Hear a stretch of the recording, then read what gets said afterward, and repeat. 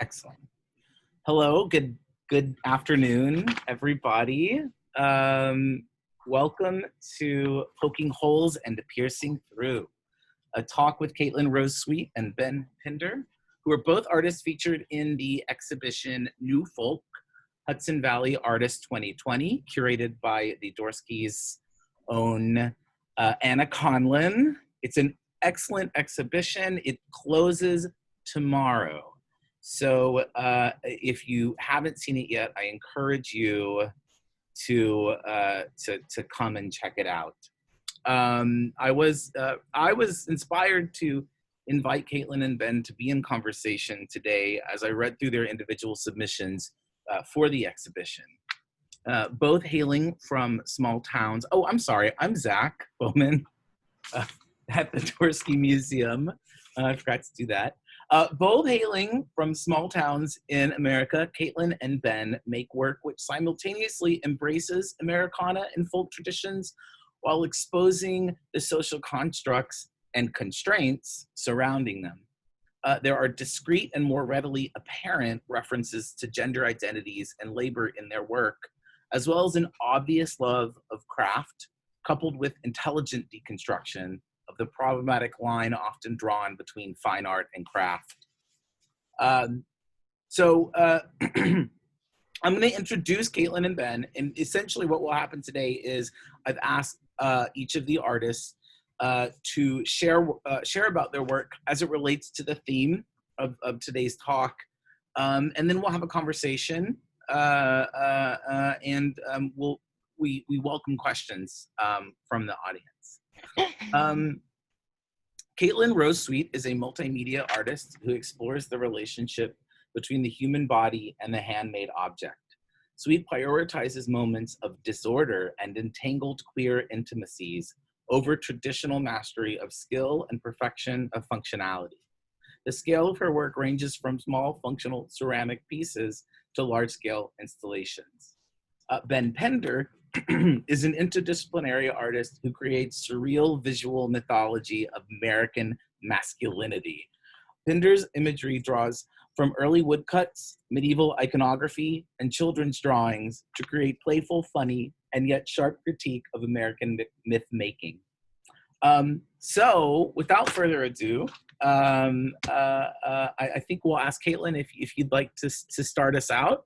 And so Caitlin will talk about her work, Ben will talk about his, and then we'll have a sort of free-form talk. Cool. All right, so I'm gonna do this thing. So everybody can see my fancy presentation? Not yet. Nope. Gotta hit that share button. Cool. All right, so, I mean, we'll go into it. So I'm gonna show like kind of a range of stuff in the last couple years to kind of context how I got where I am. Hold on. So it's too gay to function. I made this piece probably like 6 years ago out of just like really rough slabs of ceramics. I am a multimedia artist, but I primarily work in ceramics mostly because my day job is that I'm a craft artist and I have a handmade design line that I sell, which means that the ceramics kind of have taken over everything else. When I began my relationship with craft and like the handmade and kind of like thinking a lot about ceramics and like the focus on functionality, and as a queer person, how I interact with the idea of functionality, and functionality being kind of this space for capitalism, ableism, like heteronormativity, all kind of get shoved into. And so this, if people don't know, this is a quote from Mean Girls. So a lot of my work is really tongue-in-cheek about stuff like that. And so I started, I wanted to include this because it's something I made a really long time ago, departed from, and now I realize that I'm like right back at this piece. So it's called Contingent Lesbian. It's a found shelf, found objects, and then handmade objects and books, and kind of for identity, and looking at class, race, nationality, sexuality, it's all there. So like when living rooms were designed and put into home spaces, it's supposed to be like the public of the private, in this place where you can like showcase wealth. And a lot of people collect domestic items to talk about identity. I made this in grad school. It was not well received. People didn't really care about this idea of queer domestic space and how important and healing it was. And so I just went full bizarre and abstract after this. I was just like, I think being very feminine and talking about feminine arts in a feminine space, I couldn't figure out how to get people to like engage without like condensing everything.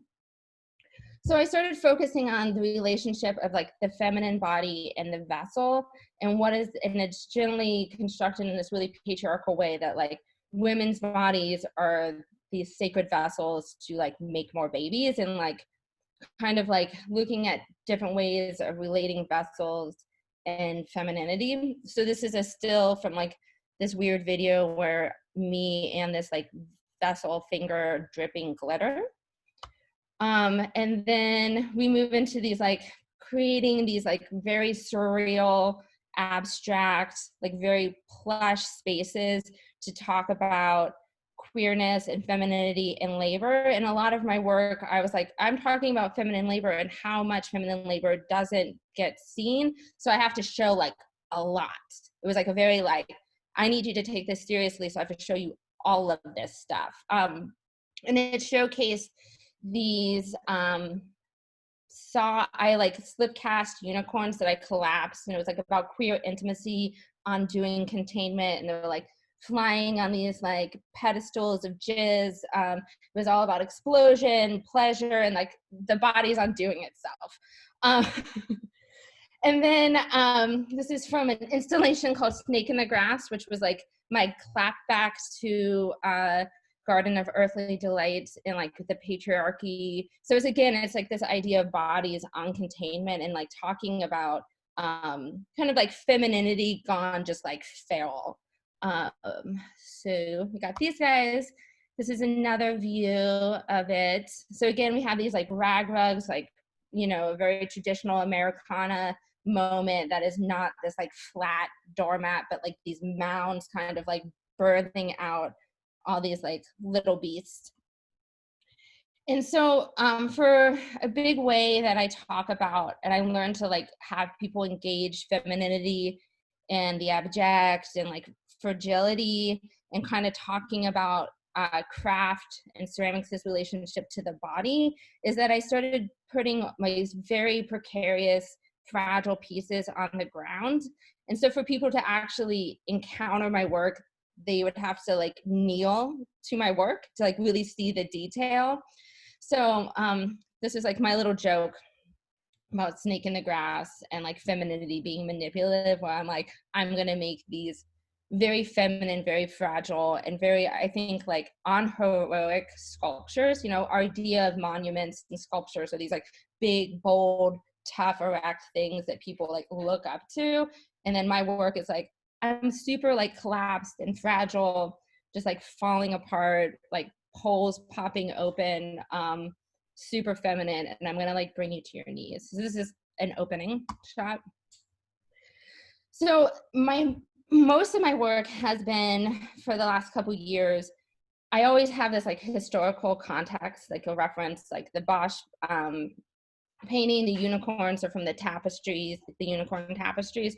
And so a lot of my work in the last couple years have been responding to European allegorical paintings of the Renaissance and then onward, of correlating young women's bodies or feminine bodies carrying broken water pitchers. So for one of the like feminine labor jobs there was for young girls to go fetch water. Like, you know, not everybody had a water source at home. So like you would have to go out into the community, go to the community well, fill up the water, come back.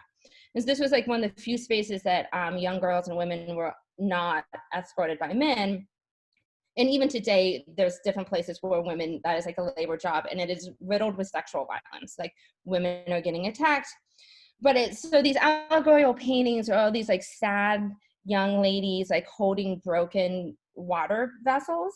And so what it is this kind of metaphor for a broken hymen. And so it's like these women are, it's like the ultimate gaslighting. Like this is actually stories of young women getting sexually assaulted while they're trying to do like a coded feminine labor, and then being presented as these like poor things because they're no longer pure vessels for patriarchal, aka like, you know, having babies and knowing that the father, you know, all that stuff.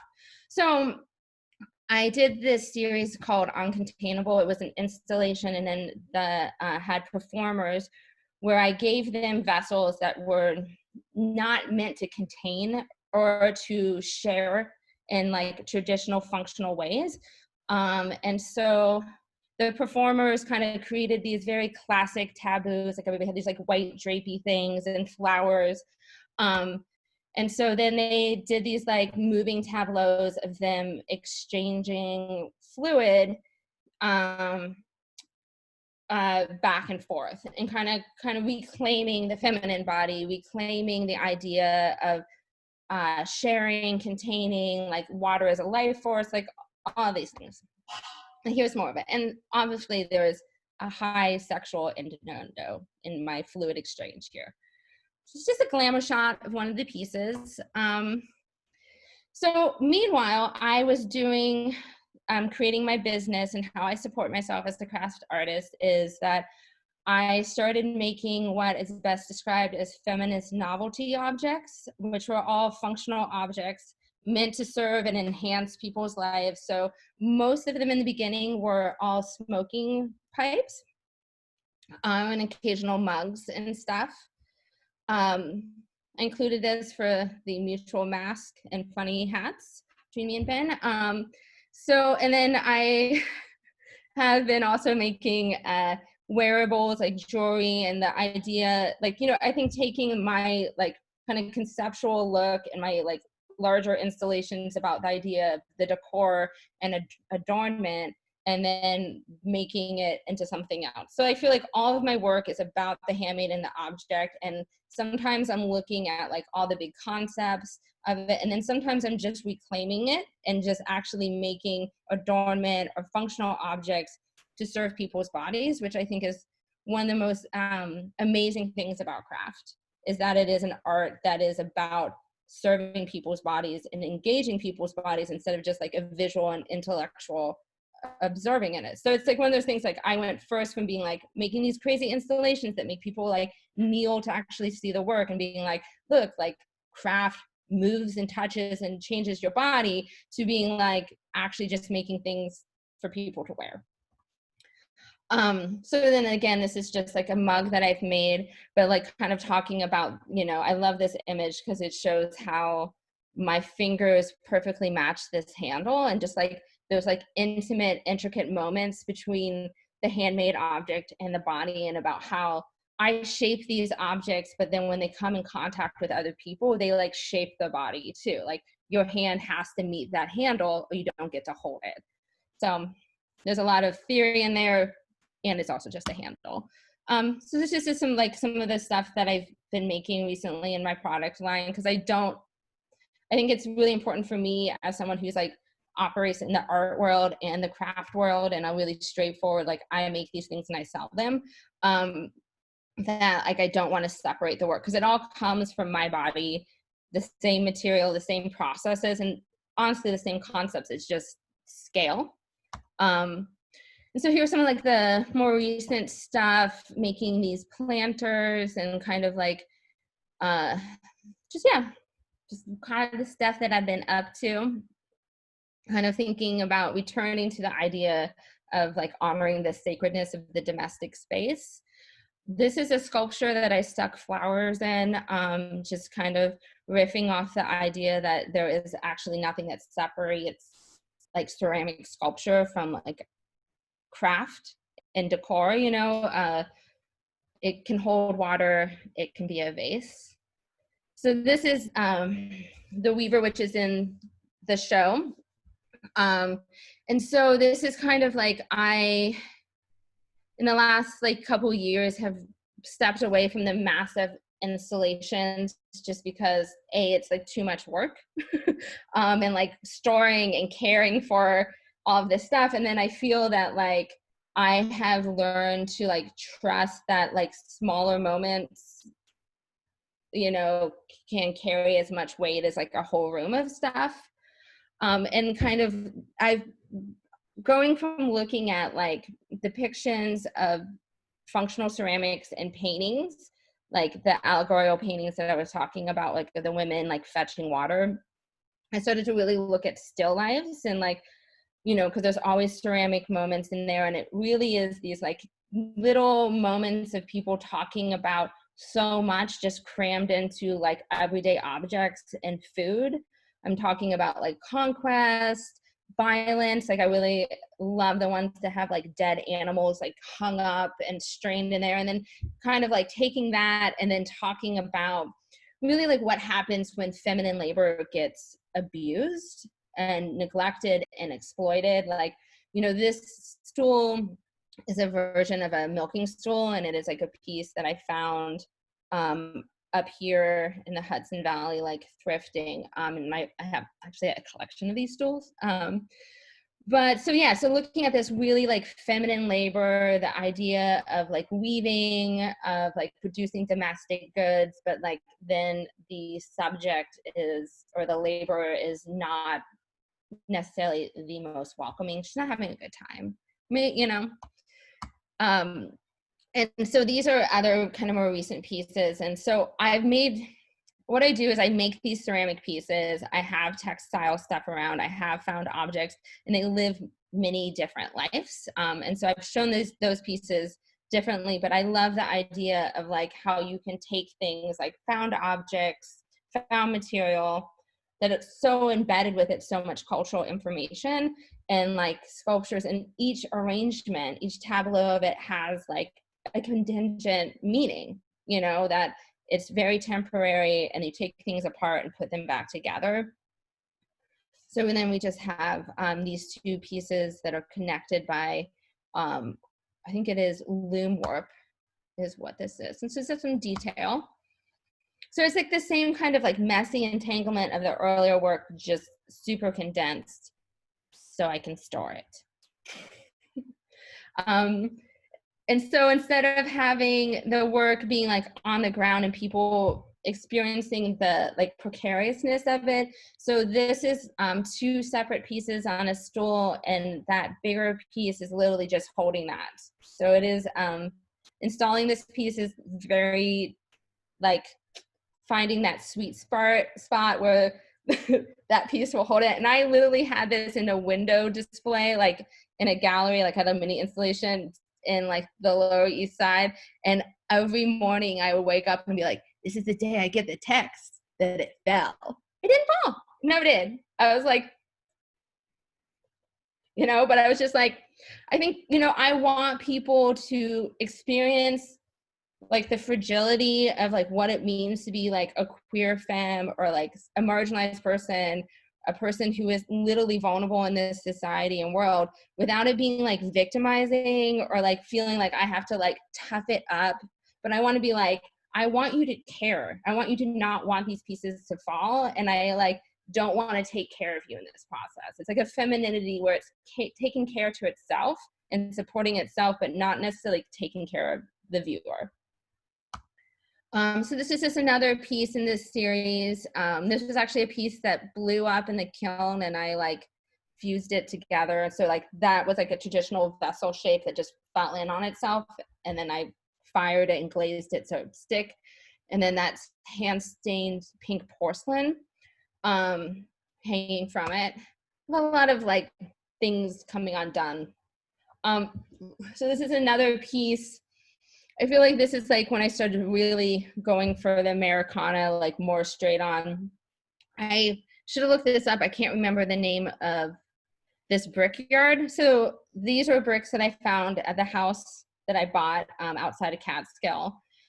There was just a lot of these old bricks, and I looked them up, and it's a brickyard, I think, can't remember if it's in Catskill and Kingston, but the only information they had was this like news clipping about people dying in an accident, and all of the like like white landowner men who died were named, and then they listed like 4 Italian immigrants and like a handful of like Virginia workers, which is like code for like enslaved or recently enslaved person. So it's like really like embedded in these books, or is this history, like our culture and American history of violence, and like who is valued and who isn't, like who gets named as like someone who died during this horrible accident and who isn't.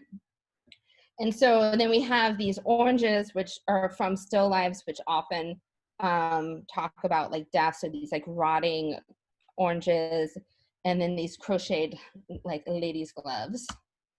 So get that. And so this is just some more vessel work, and kind of like playing with the idea of what does it mean to have a vessel holding another vessel. Oops, that was that.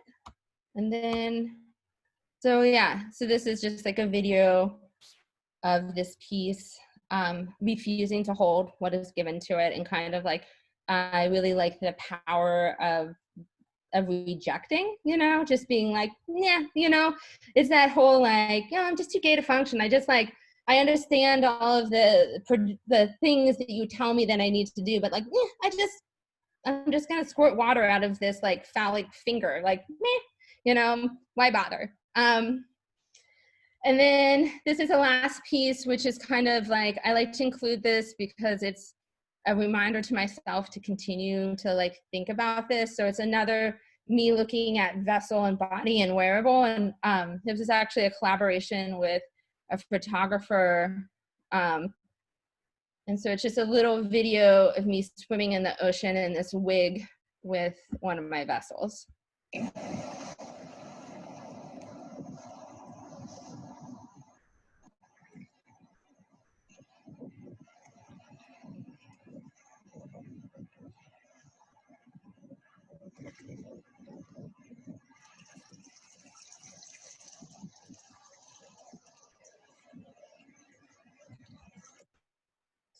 So that's me.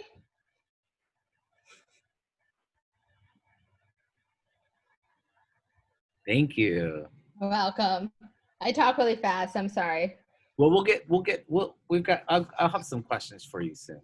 Great. We'll get to hear more from you. Ben, you want to take us away? Yes. World now? Let me get my. Okay. I was going to talk sort of specifically about my current work, which is now, I mean, been ongoing in one form for probably five years, I guess. So it started last presidential election. The drama continues. So this, I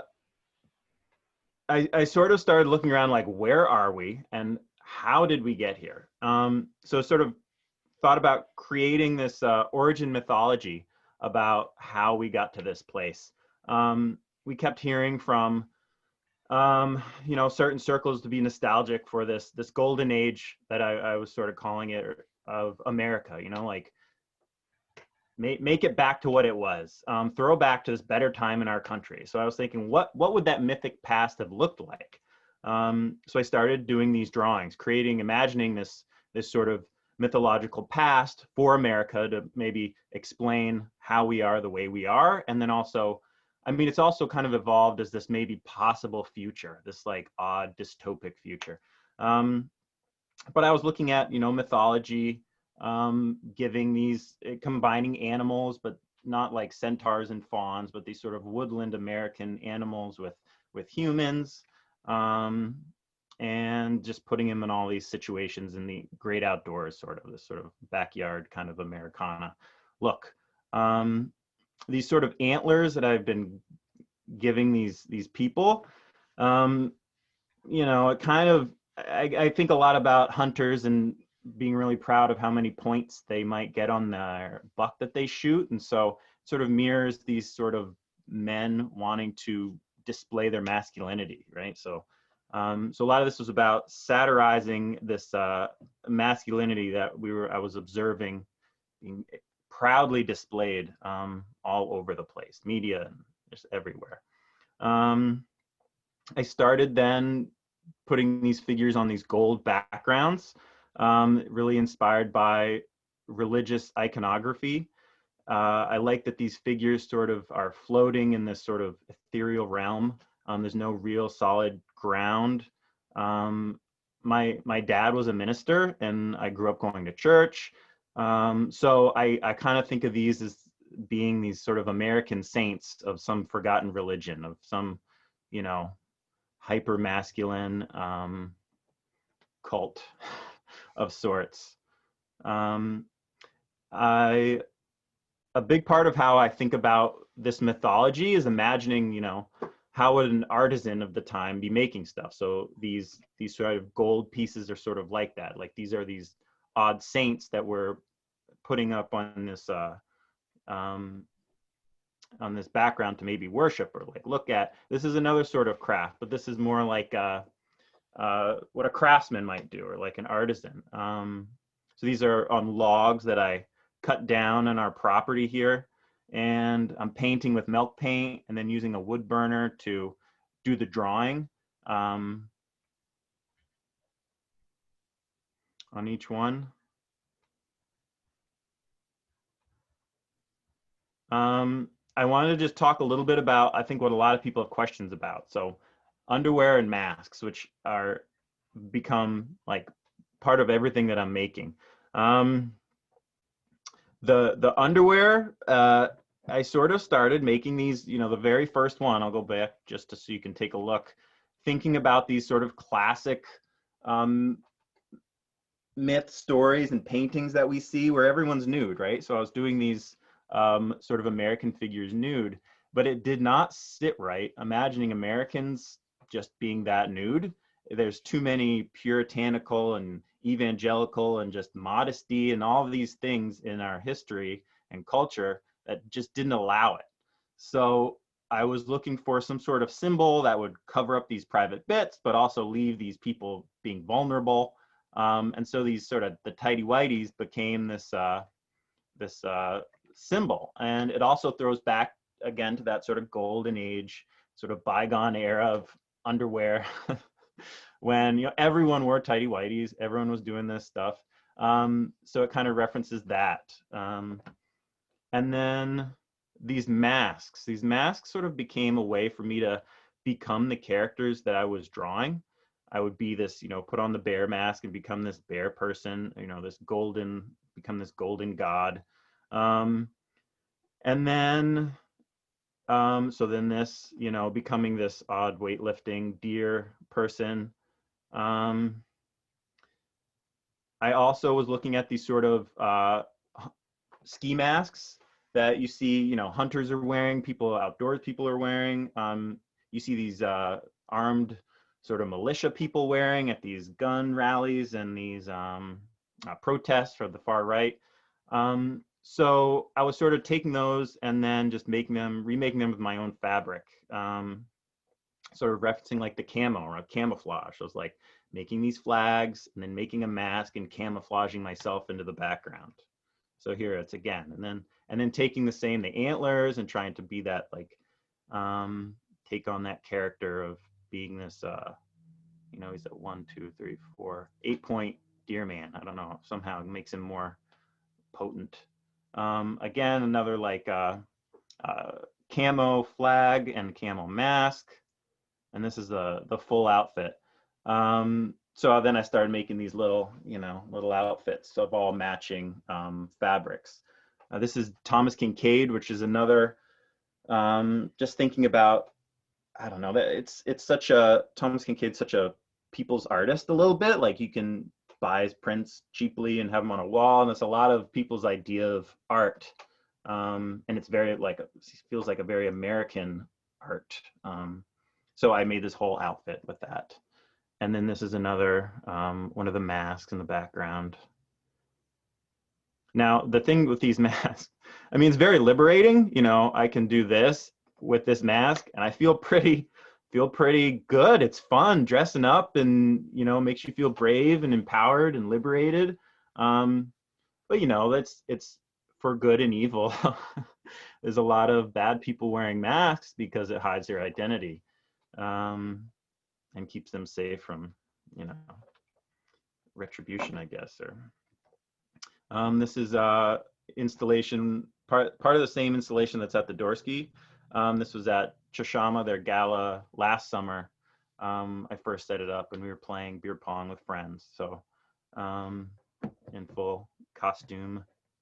Let's see, this is so that's sort of how it all started. I'll just show this while I talk, sort of satirically mythologizing this hyper masculine golden age of America. And as it's developed, I've sort of constantly been boiling down what this means to be, what it means humanity. You know, I'm like trying to figure out what is an American, boiling it down. So it's becoming what is a human? And part of this comes from having kids. I think you see these little humans who will draw and sing and dance, and they don't care. They're just totally themselves. And so I kind of started having fun with these creations that I was making, you know, putting on these masks and dancing and dressing up. And I was finding, you know, joy in making these things. So I'm always a little hesitant and just worried. I don't want to, you know, when you satirize something, I don't want to perpetuate the thing that I'm critical of, which is this sort of toxic masculinity, the way that these toxically masculine people and postures and rules and laws, and they're harmful, and I don't want to make these things, you know, promote them accidentally. So I find that by subverting them, you know, gathering them all up, subverting them, and then reclaiming them, and maybe filtering out these toxic elements and then putting them back out in the world, sort of like cleaning these things out of society in a little way. I'll just show these. This is sort of this happened during quarantine, and this is a video I made with my kids about with all this stuff. It kind of gives a good example of what I was thinking of.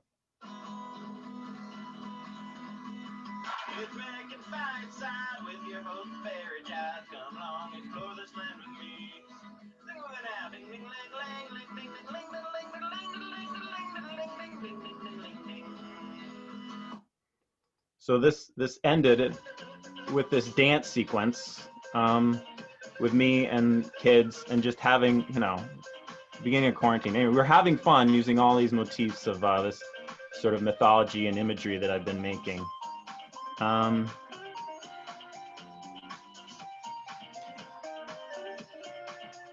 So sorry, that's sort of what it's become. This sort of and this is what was in the Dorsky, this sort of finding joy in and then subverting all of these masculine tropes and things that have collected, and then feeding them back into this, you know, this story's narrative that becomes. So this is the video that was in the Dorsky, and this was all me. You know, COVID restrictions meant I had to play myself with beer pong and then do the whole thing, but. So that's really the, I'll stop sharing there. That's really sort of this current project and kind of how it came about, and then what it's kind of turned into. Thank you, Ben. Yeah. So I'm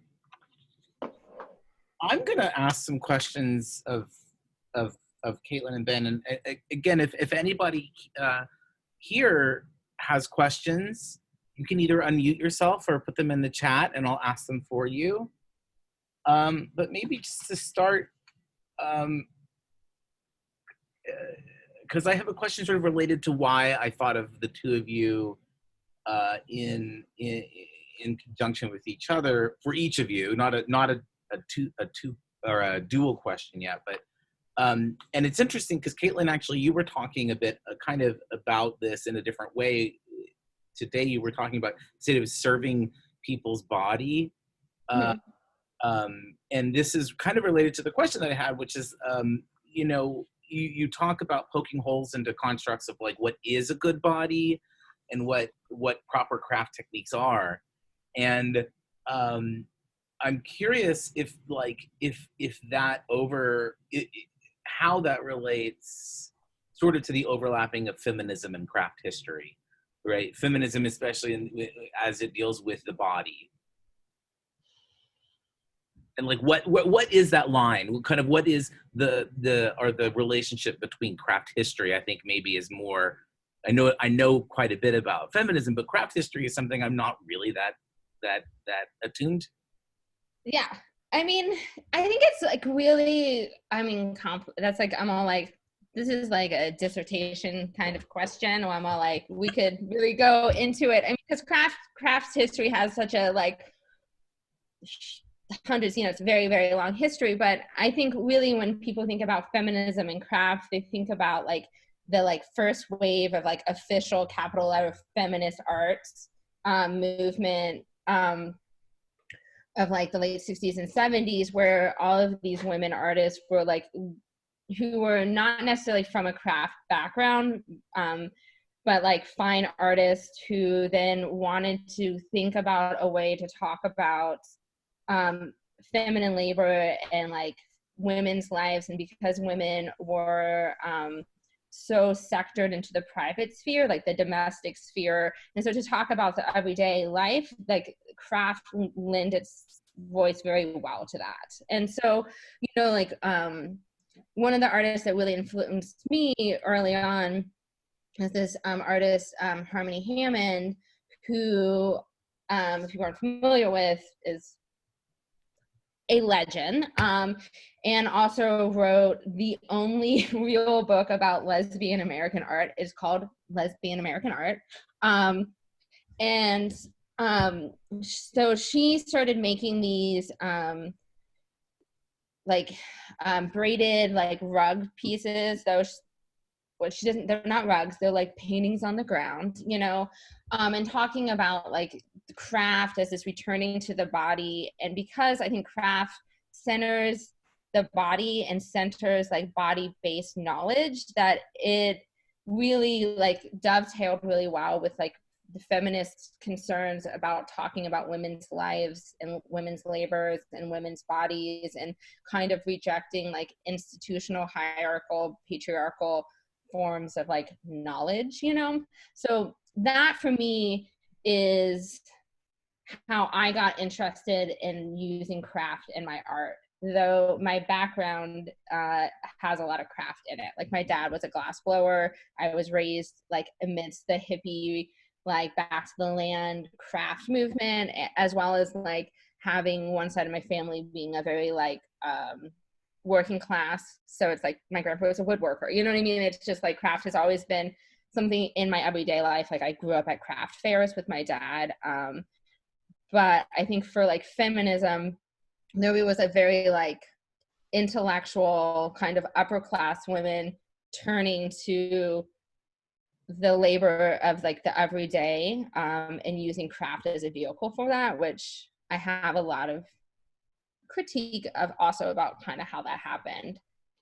But like I said, it's a dissertation book, great book, Yeah, totally. Well, actually, and I'm curious then, I think maybe it's a good segue into this idea of the relationship between craft and class that I know that you're both interested in. I'm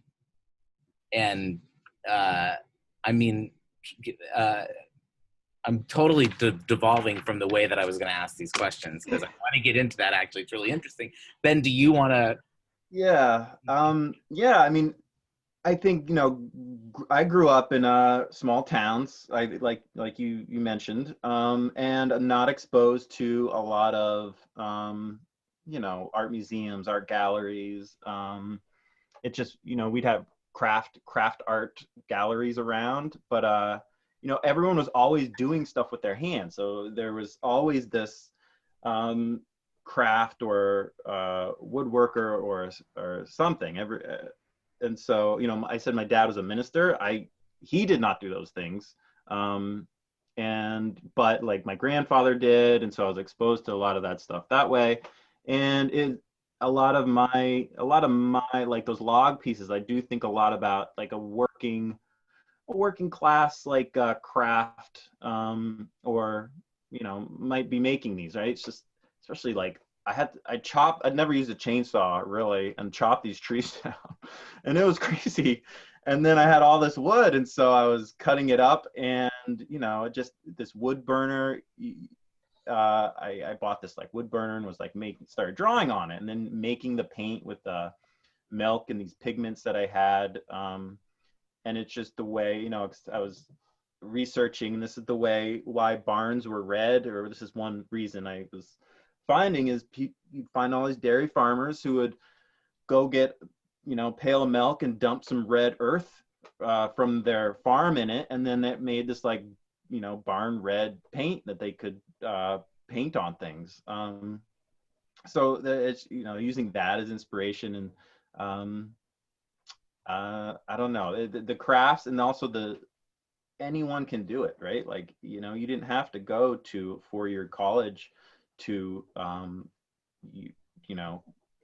take a chainsaw to a log and carve like a bear sculpture in it. Like, you figure that out. So that sort of DIY, anyone can do it. Like, my uncle once said this to me. It's like, if it was made by a human, it can be fixed by a human. So if you look out there and you see stuff, you can just make it. And so that's always been very inspirational to me, that you don't have to maybe know necessarily how to be a milk painter. You can just do it, and just start doing stuff. So there is that sort of working class accessibility to craft, and then which I try to bring to my art practice also. Can I ask you, it's a conscious decision that you're making though, right? It's like, it's not necessarily out of necessity in your case. Like, there's actually kind of a conceptual component to like using these materials, kind of, I think, in a way similar to Caitlin, the way that Ben, you were talking about cutting down trees, and Caitlin, you're using the milking stool, for instance, which is a very like specific object. Both of you using these kind of found objects, and I think it in a lot of ways, when people think about that sort of the necessity of the accessible in craft, you are both doing purposefully. Yeah. Like, you're purposely using these accessible, or these objects which have a history, or objects that are part of the way that are involving labor.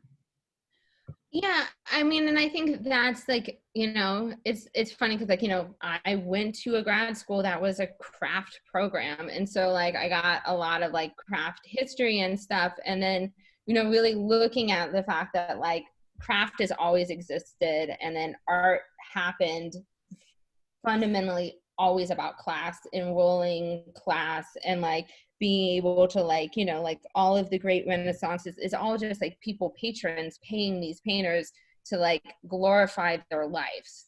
Like still life paintings is just a way, like some like ancient rich European dude paid somebody to paint this so he could like hang it in his house and be like, look at all the stuff I have, like look how wealthy I am, like look at, and it's like 100% colonism, like look at this stuff from different countries that I get to put on display. And I was raised in a craft house, like I very much like everything around me was handmade. My dad, it was just like, it was a very, and then like my grandpa, and I think I rejected that for a really long time. I think, as like when I was young, when I was like, I'm a feminist and I can't be at all associated with this domestic sphere because it's been such a toxic space for me. And like, thinking as a queer person, and about how like alienating domestic space can be, even when your parents are like liberal hippies, that it's like not easy. Like you don't fit into the home. And then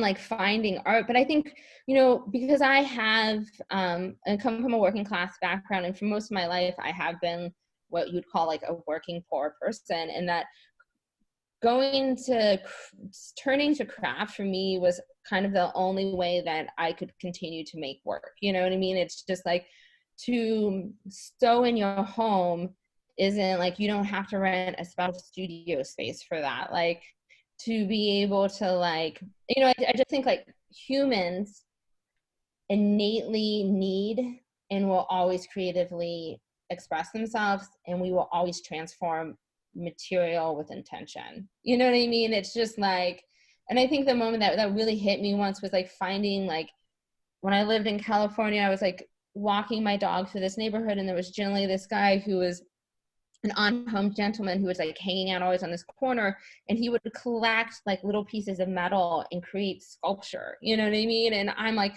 this is more valid than like anything you will find in a gallery. You know what I mean? Like, humans will make things, and what gets called art is really about class. It's about whether or not someone besides the artist can profit off of that. Like, will this art object like be worth millions of dollars in the future? You know, it's like, you know, and then why craft is, or the DIY is just these like little objects that people make and put in their houses, and it's like not going to like become something worth value, you know, unless it's like thousands of years old and it's like a jug they like pulled out of the ashes of someplace, you know. So it's just like, for me, even though like I am a professionally trained artist, like I have an MFA,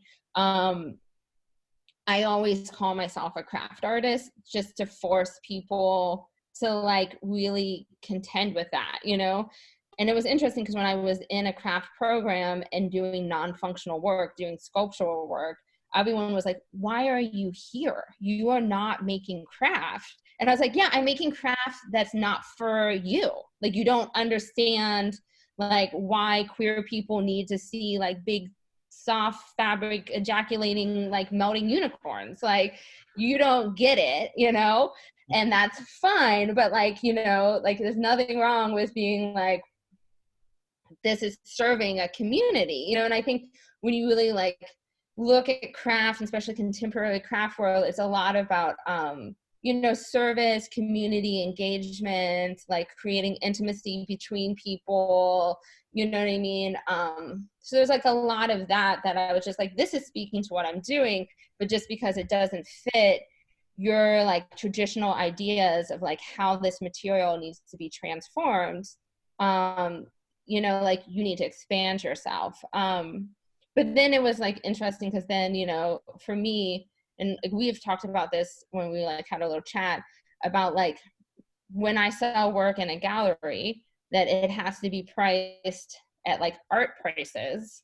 Like, you know, that piece I had where I'm like, this is a sculpture, but it has this hollow space that holds water, so you could be a vase. It's like, what a sculpture sells for and what a vase sells for are profoundly different, regardless of how much labor I put into, how much cost of the materials are. When it's literally like, it's me, I'm making everything. You know, I'm like, it's these hands, it's the same block of clay, it's the same equipment, but because whether or not something is specifically functional or not, you know, creates like a, you know, $1,000 difference in the price. And like, something's supposed to be like, art's supposed to be like sucked up into an institution, put into an archive, into collection, not be engaging in anybody's lives. By craft or the DIY or like the handmade is supposed to be like embedded in our everyday life. And that's what's like, I think is interesting to me, whether or not I'm talking about that in a conceptual way or if I'm like making a mug. It's yeah, no, Ben, do you want to? Yeah, I think we talked about this briefly, but the concept of, you know, being able to be an artist and afford your life is like not really, it's barely possible, right? So if there was this world where you could have a working class artist selling art to working class people who just want to have a nice like art in their home, I mean, I guess that's what maybe the role crafts are taking on, but it's a shame, right? Like, you should be able to make some paintings and make a living selling paintings. Like that would be awesome. But Right? What a novel because of what you're saying, the price is here, right? When because you're trying to make some rich person's house better, it keeps out a whole bunch of people who, because it's about that capital, you got to make that thing worth more money by not putting it out there for everyone else to have. So anyway, I see this real interesting relationship between this idea, like Caitlin, you were talking about, and like you were just saying, like rich people's houses, like look at all the things I have, you know, and then also related to like what is the function of craft in terms of thinking about like maybe a deer head on a hunter in a dude's some bro den, you know, where everybody hangs out and drinks beer and they have all of their taxidermy deer. I mean, this is like, I'm kind of stereotyping in a way, but like I've been to these places, right? You know, and I ate a Thanksgiving dinner once under the elephant that Teddy Roosevelt shot. That's in like, I think like the Harvard Club or something, whatever that club in Manhattan. amazing. You know, and it's so funny because like that in a way it is a craft, but what is the function of that craft? It's like to emulate some masculine or some control over nature or like, you know, some so in a way weirdly related to like the unicorns maybe. Oh yeah, no, totally. I mean, it's just like the figurine is a huge thing to like unpack, you know what I mean? Like the idea of like having these things that represent this stuff that then get displayed to like signify like all of your wealth and power and like, you know, all of this stuff. It's for me like profoundly interesting and also really silly. You know what I mean? It's just like, you know what I mean? It's like one of those things where I'm like, I love all this stuff, but it's also kind of like, what are we doing, you know? And I think it's like, you know, it's one of those things that because like the figurine, the decorative or like the handmade or the craft, these like little objects that we have in our lives, we're not taught to like really see them.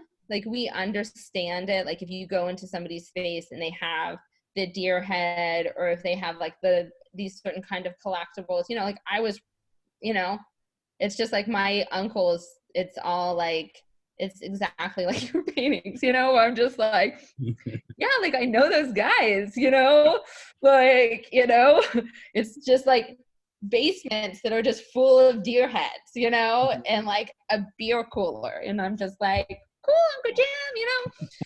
I think I just lost my train of thought there. But you know what I mean? I just think it's one of those things is that because these things are like in our everyday and we're not taught to like critically look at them the way that like fine art is, where you're like, think about what these things are signifying, you know, like we read them. It's like the same thing with like the red nails in my work, you know, like you read them, like whether or not you are like invested in theories of feminism or queerness or like want to talk about the history of like the long nail in America. Like there's just like so many things to unpack, but like you can't help but consume that information and have it mean something, you know? We're just not really taught to critically look at these things that we put around in our lives, you know? Yeah, I mentioned to you before, my 6 and 9-year-old daughters, they saw the nails, they liked that, they attracted to the piece, but then like, you know, just the rest of the form was, they were like, it's kind of like witch hands or something. So they were, you know, simultaneously drawn by these like fancy nails, and they only, you know, again, they don't know the theory of all of this in history, but they just, you know, they're kind of shiny and they're red and they're pretty. And then, but then also repulsed. They're simultaneously repulsed by this thing. So that's, I mean, it was a powerful, I don't know, just responding to what you're saying. But, you know, just, I was thinking about what we were talking about before, this conscious choice about choosing materials. It is conscious choice, right? Like choosing to use this milk paint and the logs and the wood and stuff and the wood burner. but I think that also is has something to do with, you know, the amount of money you have, right? Like somehow being forced to find creative solutions to problems, it can lead to more creative solutions, more creative choices, right? Like if my art budget was $1 million a year, it doesn't necessarily mean I'm making like $1 million worth of art.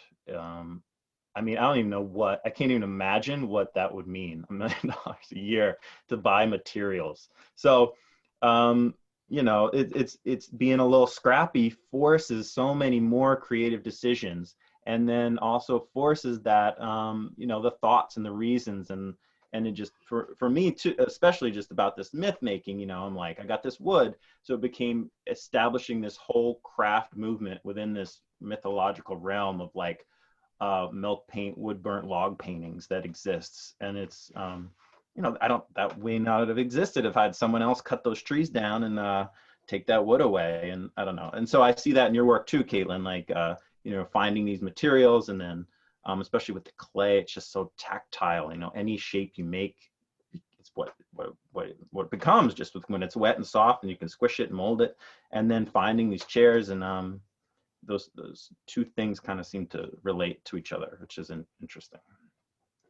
Yeah. I mean, that's one of the things I really love about ceramics. I mean, it's talking about a material that has so much embeddedness with like human history. It's just like, we are who we are because we figured out how to make clay hold water.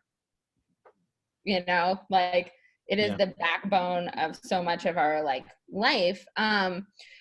But yeah, no, I mean, clay is like it's an interesting material to work with because it is so responsive. It also has its own life. It doesn't want to do everything you want it to do. You know what I mean? So it is, I think when you work with a handmade, you're making and producing your own work, and you're getting material, and then you're having like a conversation with it, you know? And I think that's like one of the nice things about returning to the craft and to like go into my craft history, is that there's this idea of thinking through the material that is really about like, you have this material, you have a certain kind of skill sets, you have like the tradition of craft, like the known forms that you can do with these things, like wood becomes chairs, like clay becomes pot. But as you're working with this material, it's responding to you, and you're also responding to it. You know what I mean? And that they have this whole thing about thinking through your hands, and like, you know, and I think in a way that like, I think the best example of it is like comparing it to what happens when people become really successful artists. Love and Mahina, Mike Kelly, many years ago when I went to see a big retrospective, you could tell the point where he became wealthy enough that other people were making his work, because you could see that he was stopped thinking with the material. He was like, you assistant, hot glue all those buttons down for me. Here's a formula, make it big, you know? And I think that's, the handmade has like so much more human connection with it, because there's mistakes, there's like this improv thing that happens when you're transforming material. Like the difference between the kind of stuffed animals and the Superman sculptures, the can doors that Mike Kelly made. Yeah, it's night and day. That show was at PS1 when I worked there. I imagine it was the same show. Yeah, that is the show where I was just kind of like, yeah. Then I was just like, bullshit. It's actually really interesting you bring up Mike Kelly, because it kind of relates to something I'm thinking about when I look at both your work, which like is like the mythic America, like American myths, American identities. And, you know, Ben, you were talking about like a scrappiness. Caitlin, I think we were talking about like a messiness. And there's this kind of also thriftiness inherent in like craft. And I think that thriftiness, at least in like my upbringing, was part of the ethos of like my culture. You know, like I went to the store and I had so many coupons, and I got, you know, I stuck it to the man by like getting discounts, kind of like, right. There's a source of pride in our thriftiness in my family. And so, you know, I'm curious about, is part of your practice like developing an American identity? or is that just natural? Do you know what I mean? That's a weird question. I mean, it's a funny thing to like be an American and try to look at what it means to be an American, because it's not like not a critical thinking skill or practice that culturally we're very good at as Americans. I think for me, like, because I really like research, I like to, you know what I mean? Like, I'm just like, yeah, I like a whole body of work off of like allegorical European paintings of women fetching water. You should got a whole folder of them, you know? And people are like, I don't even know what you're talking about. But I'm just like, actually you do, because this stuff is like so embedded in us. And so I think it's just an important thing is just like, I know for me, I'm not like, oh, I'm like really into being an American and understanding that. I'm like very interesting as an artist when you produce material for other people to look at, to like understand the history and iconography of it. So being that I'm an American, there's no way for me not to have that. You know what I mean? It's just like, I don't, like I specifically talk a lot about queerness and gender. But like, I'm also talking about race. I'm also talking about being an American, because I'm talking about like, my concept, like my context, and where I know what I know, and talking about colonialism. And so, I think like as like a white woman in America, like you really have to like turn around and see what's behind you. You really need to see like that long trail of the dress that's like dragged through a lot of mud and blood, to get you where you are, and like all those like embedded things that you need to kind of undo to like pull back this veil and like really see these things. Because I feel like, especially with craft and like, reclaiming women's work, and it's the domestic sphere is not an awesome place for a lot of people, regardless of your gender, sexuality, race. It's just like our home sphere is a really shattered place for a lot of people. And like, there's a lot of like, the human existence is not a gentle existence. And like, I think, my work is kind of being like, oh, you have these like really like contemplated, sweet, like, oh, the water vessel in the still life, and like the process to get that there wasn't like a beautiful process. Like colonialism wasn't beautiful, or the European relationship to China and porcelain, not beautiful. That's not a beautiful relationship, It's like so much of all of our material and iconography comes from plunder and like exploiting labor, that is so much embedded in what it means to be an American. I think when you're an artist making more work about kind of the mythology of how you got here, it's like, for me, it's like, it's right there. And I think with Ben, in your case, I think there's definitely like a really specific relationship to American and American folklore. Typically, maybe more directly. It's not what I mean specifically. Maybe more directly. Yeah. I mean, a lot of it is, I think, one,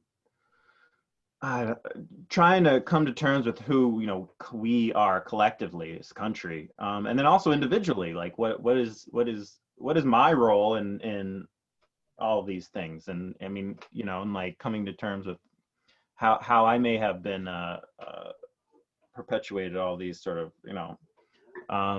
this patriarchal system, and been not kind to other people. And I gotta say, I lied a little bit about my origin of this project. I said it started in the first election, but honestly, it started, I gotta just show, it started in grad school when I did this whole, it was 2008, so we're in the midst of these two wars. And so Americanness, then I was sort of looking at our role as sort of this, at under siege. It was sort of satirizing being this little city-state of America around these like pagan lands and this barbaria.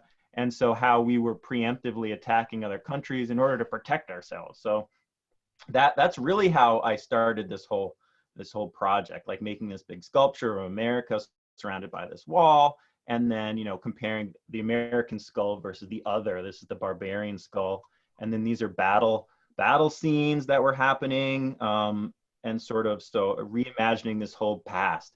So that directly, you know, after there were some babies and children and moving in between, but it really directly segued into this. Instead of satirizing our view of the other, it became like satirizing ourselves, right? Like this, we're responsible for all this stuff. And so why and how and where, and so it is constantly like looking at the self, myself, and our collective selves, and trying to reconcile it.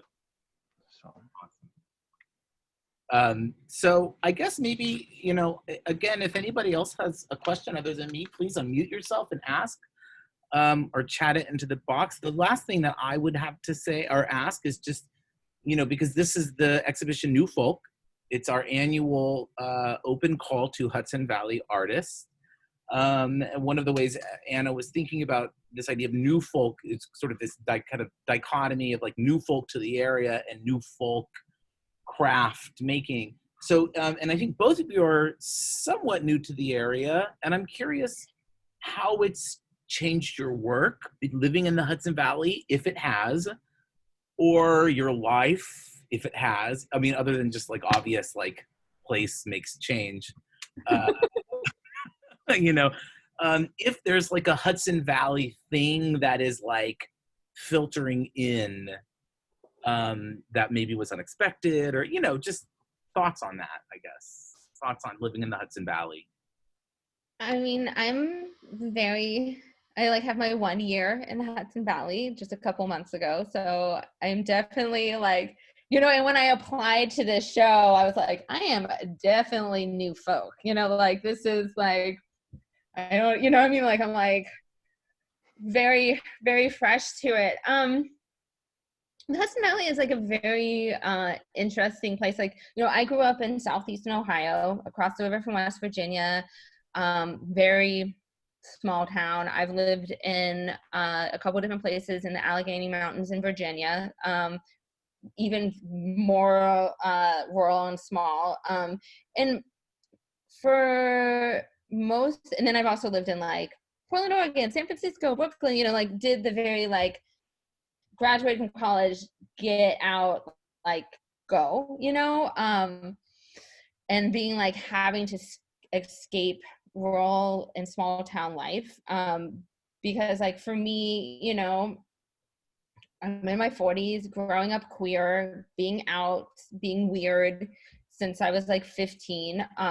It has not been safe, you know, and I never really thought I could live rurally again, because I thought that, like, besides my own personal safety, I'm like, what about the art? Like, what about the good food? You know, like culture? Like, what about having like queer people around me? And I think because Hudson Valley has this like very special history of like just being a space that a lot of people have come to create like alternative communities.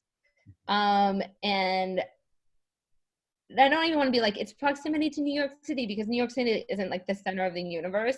But although it was part of why people came here, because they could stay yeah, close to their patrons in the city, right? Yeah, you know what I mean? But there was just this like, I know, there's like all of that stuff, but like there was just so much like an interesting combination of people who live here that like, for me, it's just like, I have not been, you know, like I fully expected that I would run into like direct homophobia, and also just like weirdness, like people being like, you're weird looking, like why are you here, you know?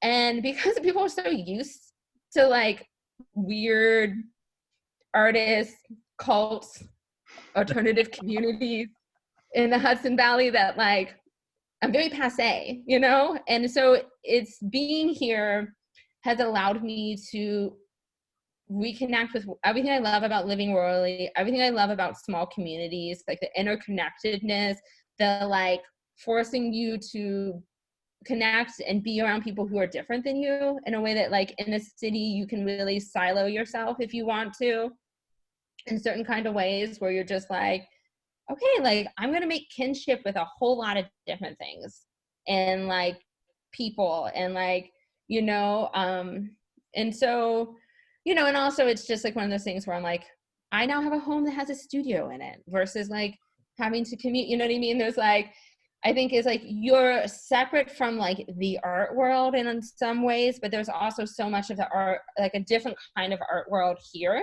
and also like bleed out from New York City that it's just like been great for my mental health. Love it, you know, which is great as an artist, not to be like too depressed to make work. But just like, I don't know, it gives you a lot, I think a lot more freedom to just like move in directions that you need to move in creatively, like, you know what I mean? Because you're not trying to like perform to meet this like urban art world standards of like success or like, you know, I'm like, I dropped out. I'm not trying to have a New York art career. So now I can like, you know, be the multitude of an artist that I am and explore stuff that's like from Bart Simpson to like unicorns to like squatting vessels to like whatever I want, because there's like a certain kind of, I think, freedom. I completely agree. It's it in almost everything you said. It's you know, worrying that we would not be I don't know, like when we moved up here, I was a stay-at-home parent. My wife got the job, which moved us up here. So I was, you know, at home with two babies and out with mostly the people I was interacting with were moms, but and I was worried that it would be, you know, it was odd at times, but also everyone was very nice and everything. It was very fun, and they had our kids. I also grew up in a small town, so it's very similar to where I grew up. You know, it's like trees and woods and grass and hills, and it's just so nice to be here. And definitely the space. Like when I was in Brooklyn, I was doing, I was making. This is what I was making, and I would make hundreds of these, right? Like these little pamphlets, and I would leave them around the neighborhood. And I was sort of getting into this like mythology. This is kind of where it started. Like this is the scale I could make, right? This tiny thing. And then we came here, and again, I had a studio. I think like you were saying, and everything like it exploded. It just could. I had space to think and room to actually make big art. And then just going outside, you know, I was making those videos in our woods, so just space to like interact and freedom, feeling this freedom to do things. So um, it was really monumental in this my art practice, moving up here and having this space, which has been amazing. Great. Any questions from the audience? Otherwise, I think we'll probably wrap it up here. But to check the chat window. Well, that's because we did such a good job of covering everything we could have. But no, but really, honestly, it's been such a great conversation. And like, you know, the ways in which you're both working have opened my eyes to thinking about labor and gender and craft and like, you know, what is art in America? And I don't know, it's been so much fun for me. And the show is so beautiful. Again, I want to really pitch this show. It was the first show I saw post, like, you know, staying at home and not going anywhere. And it really reminded me of just like art's ability to like be a salve for a soul. And you know, it's one of those, there's a lot of textures and colors and scales. So I really encourage you all to see the show. Any parting thoughts, Caitlin or Ben? I mean, I've really enjoyed this talk and getting to know you, and then like I appreciate like the thoughtful pairing of our work, because I feel like it has like fun intersections and like fun differences, but you know what I mean? I think it's like, I don't know, it's just, I feel like, it's just been a really interesting conversation, and like being able to like see another artist doing something that's kind of so similar yet so different. Yeah, I agree. It's been, it's almost like a like curating a show, right? Like putting two different artists next to each other. You see their work plays off each other. So just hearing this conversation has been makes me think about my own stuff, and it's been good. It's been great. So yeah, thank you. Maybe a show will grow out of it. Maybe I'll Yeah. become a curator all of a sudden, and we'll Yeah. let's talk. Yeah, let's talk. Anyways, thanks everybody for coming. Thank you so much, Ben and Caitlin. Everybody get out there and enjoy peeping leaves before they all fall, and we get the real force of the Hudson Valley in winter. So, thanks again, everybody. Have a great day. Thank you. You too.